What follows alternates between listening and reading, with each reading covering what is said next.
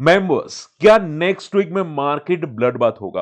देखो यहाँ पे मार्केट में मैं अगर वन शॉट आंसर करूं ना, तो इंडियन मार्केट हो या यूएस मार्केट हो, दो लोगों के चेहरे बिल्कुल भी यहाँ पे इन्वेस्टर्स को पसंद नहीं आते। ठीक है, एक तो यहाँ पे हमारी मैडम जी है, निर्मला जी, और एक यहाँ पे यूएस के जो फेड डिसीजन करने वाले। ठीक है, तो पॉइंट क्या आ जाता है, ये दोनों के चेहरे बिल्कुल भी पसंद है, क्योंकि ये एक ही स्टेटमेंट के अंदर मार्केट को गिरा सकते हैं। अगर आप देखने जाए तो यहाँ पे डाउ जोन्स फ्राइडे को तगड़ा गिरा था, और मैं आपको बताना चाहूंगा हो सकता है मंडे को बहुत बड़ा और क्रैश करता हुआ आपको दिखाई दे डाउ जोन्स। ठीक है, उसका रीजन क्या है? उसका रीजन यहाँ पे है, देखो यहाँ पे यूएस मार्केट फॉल करता हुआ दिखाई दिया सिर्फ और सिर्फ यहाँ पे यूएस जॉब डेटा की वजह से।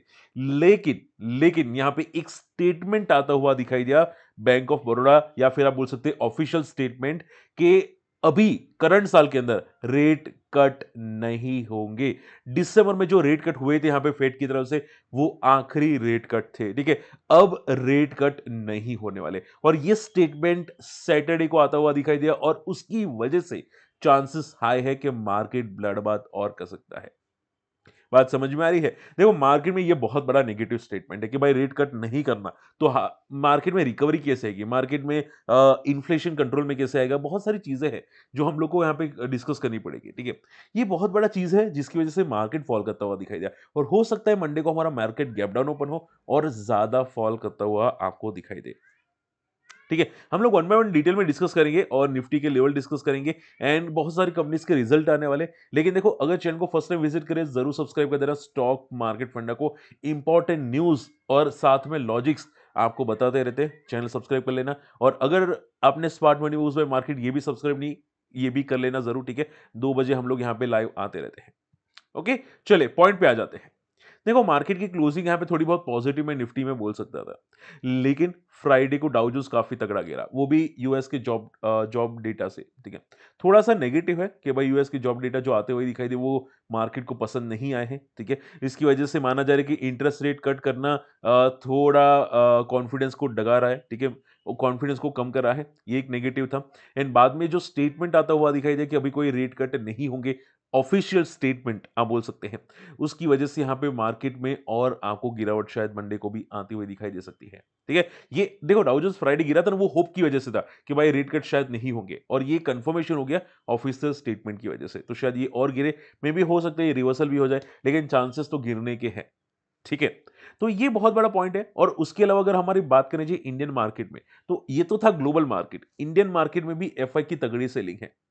ठीक है, तो ये दो डेटा जो कंटिन्यूअसली मार्केट को गिरा रहे हैं। अब देखो मैं अगर वन शॉट आंसर करूं ना आप लोगों को, ठीक है, आपको इन्वेस्टर्स को अभी घबराने की जरूरत नहीं है।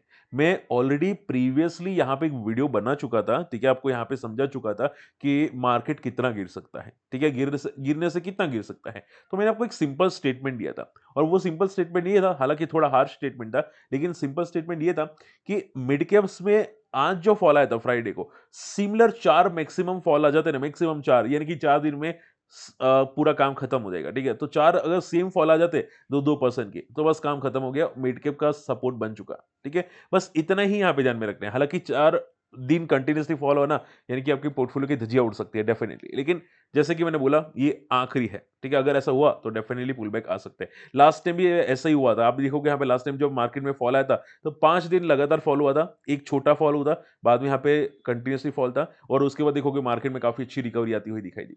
ठीक है, तो आप सेम चीजें समझ सकते हैं कि भाई अगर कंटिन्यूअसली फॉल आया तो मार्केट में एक सपोर्ट आना स्टार्ट हो जाएगा। ठीक है, तो ये बात आपको भी ध्यान में जरूर रखनी है। तो जैसे कि मैंने बोला, आपको अगर एवरेज करना है तो एक 4 फॉल बाकी है मार्केट के अंदर। ओके, उसके अलावा देखो रिजल्ट की अगर बात करनी जाए, देखो ये तो हो गए नेगेटिव स्टेटमेंट्स। नेक्स्ट वीक में बहुत सारे रिजल्ट है जिसकी वजह से भी मार्केट इंपैक्ट हो सकता है। सबसे पहले तो मंडे को एचसीएल टेक के रिजल्ट आने वाले हैं, और अगर आपको स्ट्रेटेजी ट्राई करनी है कि सर रिजल्ट स्ट्रेटेजी कैसी होगी, तो मैंने ऑलरेडी रिजल्ट स्ट्रेटेजी यहाँ पे बनाई है। ठीक है, रिजल्ट आप यहाँ पे नेट पे सर्च कर सकते हैं, मेरे चैनल में सर्च कर सकते हैं। आपको यहाँ पे रिजल्ट बेस्ड स्ट्रेटेजी मैंने यहाँ पे काफी शेयर की है आप लोगों को। ठीक है, कि रिजल्ट आने के बाद रिजल्ट ऑप्शन स्ट्रेटेजी, यहाँ पे अगर मैं लिखता हूँ, यहाँ पे देखो, यहाँ पे ये वाली स्ट्रेटेजी आप जाके जरूर चेकआउट कर सकते हैं। ठीक है, कि कैसे ट्रेड करने रिजल्ट की स्ट्रेटेजी की वजह से। तो रिजल्ट देखना पड़ेगा कि कैसे आते हैं। For me I don't think कि कोई ज्यादा अच्छे रिजल्ट आने वाले हैं। एवरेज रिजल्ट आ सकते हैं, as same to like TCS. And सबसे ज्यादा इंपैक्ट पड़ेगा इंडिया का इन्फ्लेशन, क्योंकि वो भी हमारा रेट कट में मदद करेगा। क्या इंडिया का इन्फ्लेशन कंट्रोल में आएगा कि नहीं।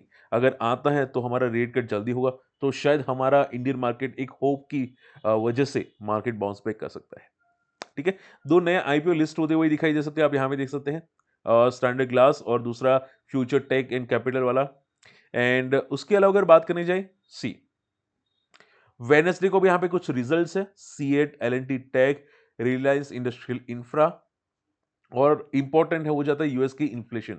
हालांकि आई डोंट थिंक ये काम करेगा यूएस की इन्फ्लेशन, क्योंकि ऑलरेडी ऑफिशियल स्टेटमेंट आ चुका है कि अभी कोई रेट कट नहीं होने वाले हैं।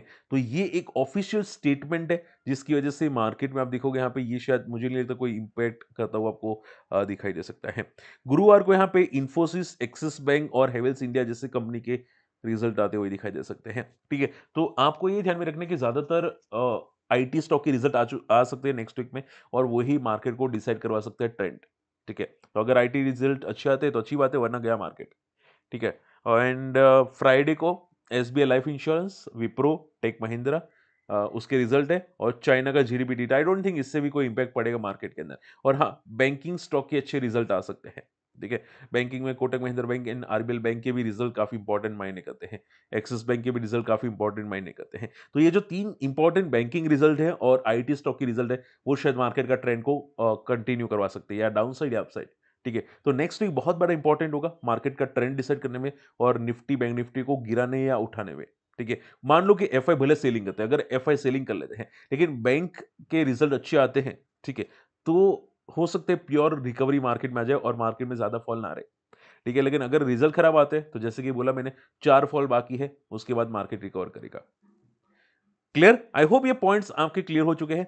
एंड रही बात नेक्स्ट वीक के लेवल की कि सर नेक्स्ट वीक में मार्केट का लेवल क्या है, तो देखो नेक्स्ट वीक में जिस तरह से क्लोजिंग आ रही है, बहुत ही नेगेटिव क्लोजिंग है निफ्टी की, और ये क्लियर बता रही है कि यहां से अगर फॉल किया 50 डेमा, तो इसका 100 डेमा पे वीकली चार्ट पे निफ्टी का सपोर्ट है। ठीक है, यहाँ पे ये दिखाई दे रहा है सी। मैं थोड़ा सा स्क्रॉल करना चाहूंगा, देखो यहाँ पे लास्ट टाइम निफ्टी ने जब 200 डेमा 100 डेमा पे सपोर्ट लिया था, वो अराउंड 2022 था।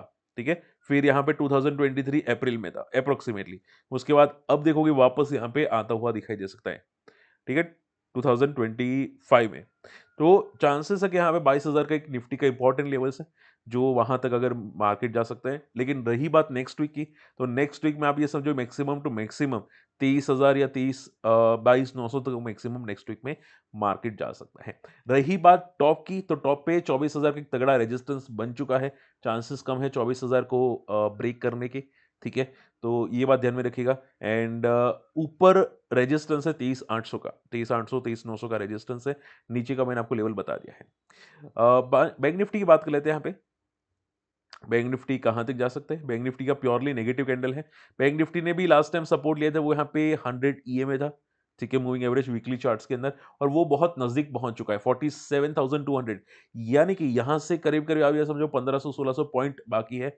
गिर जाता है तो बैंक निफ्टी वहां पे सपोर्ट ले लेगा। तो मुझे लगता है नेक्स्ट वीक का सपोर्ट यही है, 47,500, एंड नेक्स्ट वीक का रेजिस्टेंस यहाँ पे है 50,000 के आसपास। ठीक है, तो ये बहुत बड़ा फॉल नेक्स्ट वीक में भी शायद एक्सपेक्टेड हो सकता है।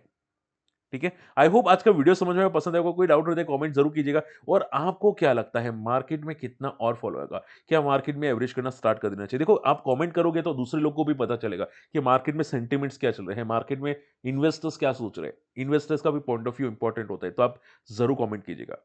ठीक है, बाकी देखो मैं बॉटम आउट सीरीज भी लाने की कोशिश करूंगा, लेकिन ट्राई करूंगा नए चैनल के अंदर, smart money moves bye market, तो ये चैनल को भी सब्सक्राइब करना मत भूलिएगा। मिलते हैं अगले वीडियो में, तब तक के लिए गुड बाय, जय हिंद।